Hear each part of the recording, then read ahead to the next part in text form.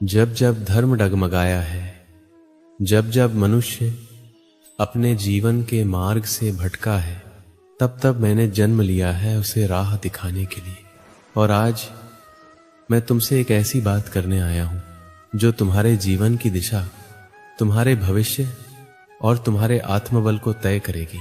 ब्रह्मचर्य ये कोई साधारण शब्द नहीं है, ये वो शक्ति है जो तुम्हारे भीतर की सबसे बड़ी ऊर्जा को सुरक्षित रखती है।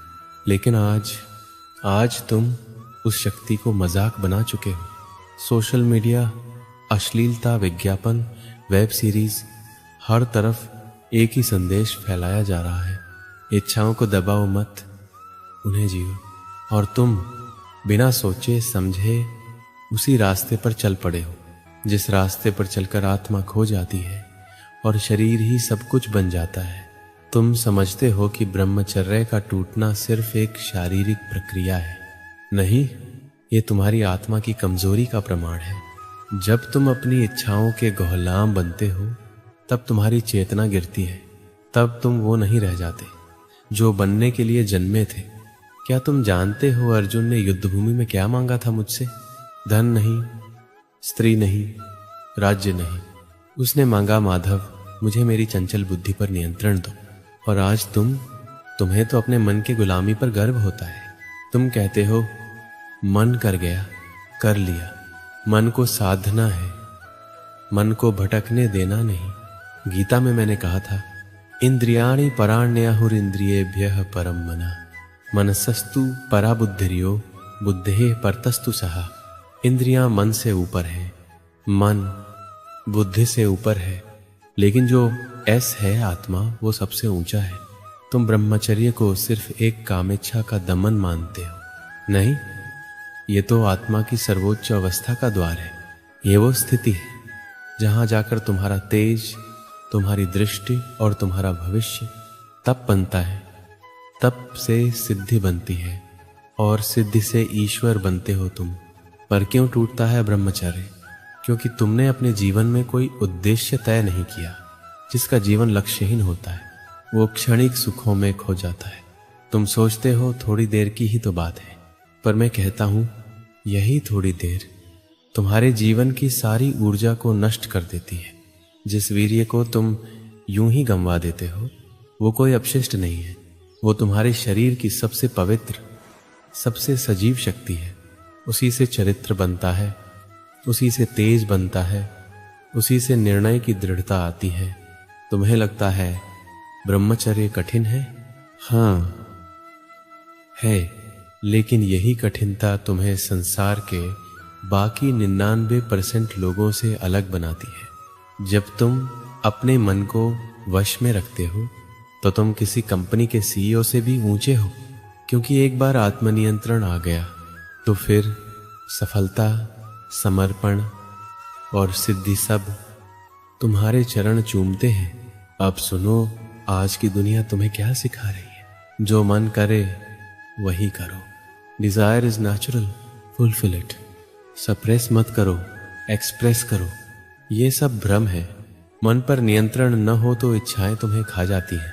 तुम इंसान नहीं रह जाते, एक शरीर बन जाते हो जो सिर्फ उत्तेजनाओं में जीता है। क्या यही जीवन है? तुम्हें लगता है अभी जवान हूं, बाद में सुधार लूंगा। नहीं, जो अभी नहीं सुधरता वो कभी नहीं सुधरता। ब्रह्मचर्य की शुरुआत उसी क्षण होती है जब तुम अपने मन से कह दो, बस अब और नहीं, अब मैं अपनी ऊर्जा व्यर्थ नहीं जाने दूंगा। अब मैं अपने लक्ष्य, अपने आत्मबल और अपनी चेतना को ऊपर उठाऊंगा।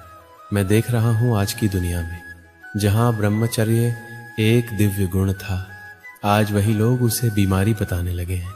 डॉक्टर, साइकोलॉजिस्ट, आधुनिक विज्ञान अब ये कहते हैं कि संयम रखना अनहेल्दी है, जैविक प्रक्रिया है, इसे रोका नहीं जाना चाहिए। यदि ऐसा न किया जाए तो तनाव होगा, डिप्रेशन आ सकता है, और फिर तुम जो खुद अपने भीतर की शक्ति से अनजान हो उनके कहने में आ जाते हो। सुनो, किसी डॉक्टर ने तुम्हें बताया कि आत्मा क्या है? किसी वैज्ञानिक ने तुम्हारे तेज, ओज और तप का परीक्षण किया है क्या? नहीं, क्योंकि उन्होंने शरीर को ही सब कुछ मान लिया है। जिसे दिखाई देता है वही सत्य है। ये उनका धर्म है, लेकिन ये तुम्हारा धर्म नहीं है। विज्ञान तुम्हें कहेगा नाइटफॉल होता है तो कोई बात नहीं, ये सामान्य है। पर मैं कहता हूं हर एक नाइटफॉल तुम्हारी शक्ति का एक कण बहा देता है, और एक दिन जब तुम्हें जीवन में निर्णय लेने होंगे, वहां तुम्हारा मन डगमगाएगा, क्योंकि तुम्हारा धैर्य, तुम्हारी ऊर्जा पहले ही बह चुकी होगी। वे कहते हैं अवसाद से बचने के लिए इच्छाओं को रोको मत, पर क्या कोई तुम्हें यह भी बताता है कि इच्छाओं की पूर्ति के बाद जो अपराध बोध आता है वो आत्मा को कितना गिरा देता है? तुम जानते हो, जैसे ही तुम ऐसा कोई कार्य करते हो, तुरंत कुछ क्षणों का संतोष आता है, लेकिन फिर भीतर एक खोखलापन जन्म लेता है। कोई डॉक्टर इसका इलाज नहीं देता, कोई साइंटिस्ट इस पर शोध नहीं करता, क्योंकि ये विज्ञान की सीमाओं से बाहर की चीज है। ये आत्मा की भाषा है, ये ब्रह्म का विज्ञान है। अब देखो, तुम्हारे चारों ओर बच्चे बच्चे को आज ये सिखाया जा रहा है कि ये सब नॉर्मल है। स्कूलों में, किताबों में, सेमिनारों में संयम की बात कोई नहीं करता, केवल भोग की स्वतंत्रता को प्रचारित किया जा रहा है। लेकिन क्या कोई पूछता है इसका परिणाम क्या हो रहा है?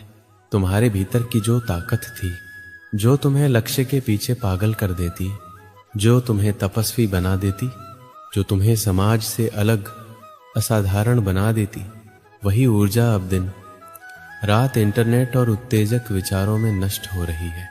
क्या विज्ञान ने कभी तुम्हें बताया कि जो वीर्य तुम खो रहे हो उसमें कितने करोड़ जीवन होते हैं, कितनी शक्ति होती है? उससे एक नया मानव जन्म ले सकता है।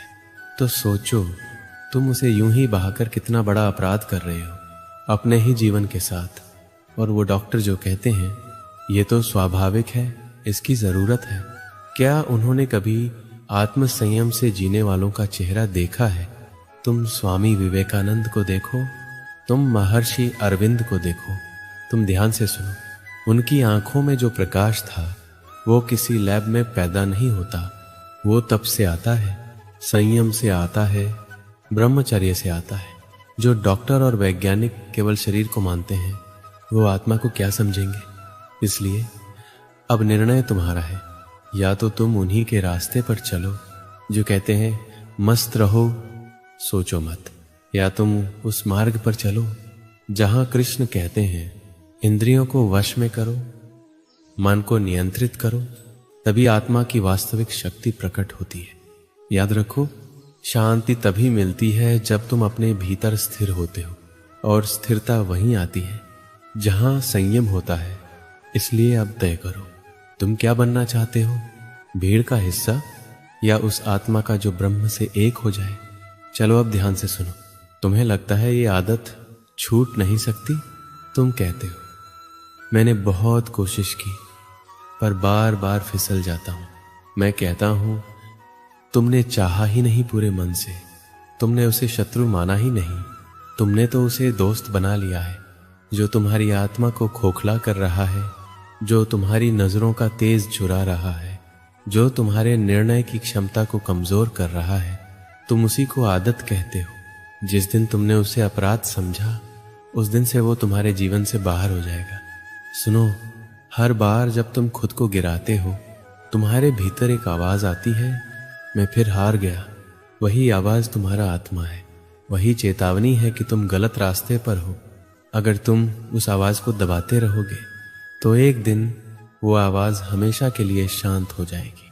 और जब आत्मा की आवाज मर जाती है तो इंसान सिर्फ शरीर रह जाता है, भोगता है, टूटता है और मिट जाता है। तुम्हारे भीतर जो शक्ति है वो इस दुनिया को हिला सकती। तुम सोचते हो मैं कुछ नहीं कर सकता, मैं कहता हूं तुम वो कर सकते हो जो इस पूरी दुनिया में कोई नहीं कर सकता। अगर तुमने अपने ऊपर जीत पा ली, तुम्हें देखकर दुनिया बदल सकती है, तुम्हारे जीवन से लाखों को प्रेरणा मिल सकती है। लेकिन इसके लिए तुम्हें तपस्वी बनना होगा। क्या तुमने कभी ध्यान दिया है, जब तुम इस गंदी आदत में डूबते हो तो कुछ ही क्षणों बाद तुम्हारा आत्मविश्वास गिर जाता है, तुम्हारा चेहरा बुझा बुझा लगता है, तुम्हारे बोलने की ताकत चली जाती है, तुम अकेलेपन में छिपना चाहते हो। क्यों?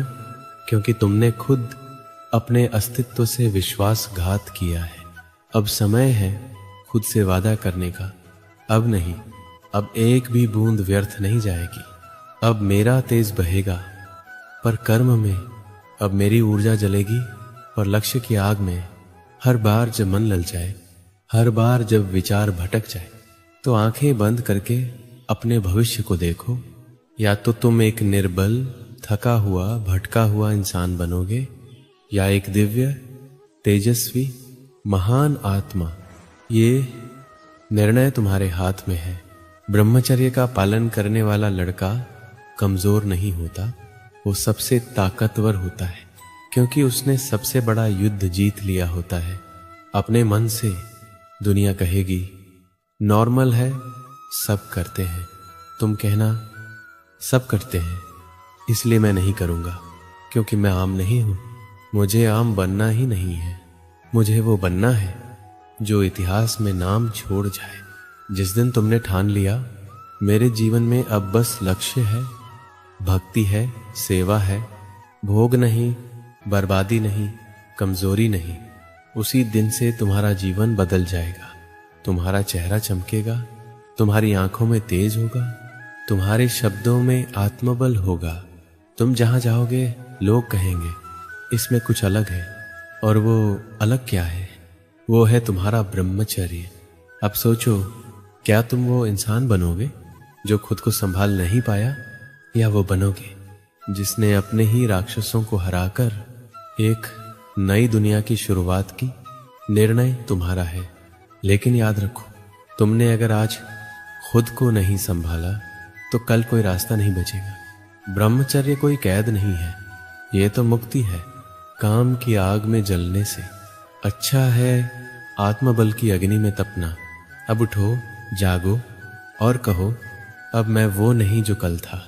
अब मेरा हर दिन तप होगा, हर रात विजय होगी, हर विचार ब्रह्म का होगा। अब कभी ब्रह्मचर्य नहीं टूटेगा। अब बोलो, मैं तैयार हूं युद्ध के लिए, अपने ही मन के विरुद्ध, अपनी ही आदतों के विरुद्ध। और मैं जीतूंगा, क्योंकि मैं तुम्हारे साथ हूं। हर उस क्षण जब तुम डगमगाओगे, हर उस रात जब मन कमजोर पड़ेगा, मैं कृष्ण तुम्हारे भीतर रहकर तुम्हें आवाज दूंगा, सावधान हो जाओ योद्धा। तुम्हें जीवन बदलना है तो पहले खुद को जीतना होगा। ब्रह्मचर्य को थाम लो, किस्मत खुद रास्ता बना देगी। जो अपनी शक्ति बचा लेता है वही दुनिया बदलता है। अगर सच में कुछ बड़ा करना है तो ब्रह्मचर्य पहला कदम है। मन पर काबू पा लिया तो दुनिया खुद झुक जाएगी। 2 साल खुद को समर्पित कर दो, फिर देखो चमत्कार कैसे होते हैं। जो ब्रह्मचर्य निभा गया वही असली विजेता है। ब्रह्मचर्य ही सब कुछ है। अगर करियर, आत्मबल और सफलता चाहिए तो पहले ब्रह्मचर्य निभाना सीखो। 2 साल खुद को तपाओ, इच्छाओं पर नियंत्रण रखो। अगर शक्तिशाली और सफल न बनो तो मुझसे कहना, यही असली विजय है, यही जीवन का सार है। सिर्फ 2 साल ब्रह्मचर्य निभा लो, दुनिया तुम्हारे कदमों में होगी। जिस दिन इच्छाओं पर जीत पाई उसी दिन इतिहास रच दोगे। जो खुद से जीत गया उसे कोई हरा नहीं सकता। शुरुआत आज से करो, अभी से।